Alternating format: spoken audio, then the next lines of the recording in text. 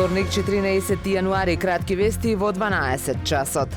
Светиот крст во водите на Охридското езеро годинава за прв пат ке го положи архиепископот Охридски и Македонски господин Стефан, иако претходно беше најавен митрополитот Тетовско-Гостиварски Јосиф. Во меѓувреме во сите парохиски цркви во Охрид тече пријавувањето на капачите кои сакаат да бидат дел од најмасовната културно-верска манифестација кај нас, а покрај од Охрид ги има и од другите градови. По осветувањето на езерските води ќе биде организирано групно крштевање, а предвидена е и забавно-музичка програма.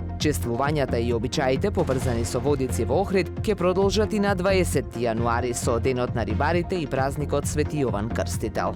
Со традиционалното василичарско оро и палење на маските денеска ќе заврши годинашното издание на Вевчанскиот карневал. Бегалецот Артан Груби, скандалот со видеолотарија, играњето фудбал во државни простории, Сашо Мијалков со неговото Ферари, администраторите од Бугарија. Ова беа само дел од маските кои во комбинација со неисцрпната луцидност на уникатните вевчанци дадоа посебен печат на годинашното издание на карневалот. Палењето на маските символизира бркање на злото, а вевчанци веруваат дека прочистени ќе имаат среќна и берикетна година.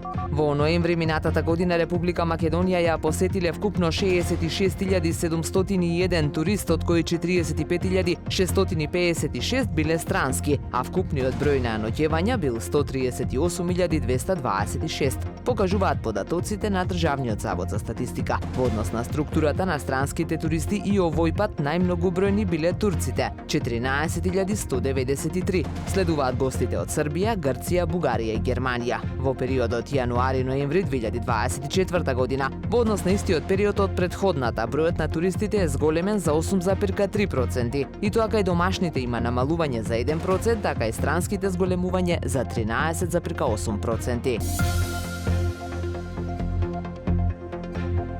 Времето денес променливо облачно и студено, дува засилен северен ветер, максималната температура во Охрид до 0 степени. Повеќе информации на ohridpress.com.mk. Уредник и водител на вестите Даниела Спасик. Технички реализатор Реджеп Селман.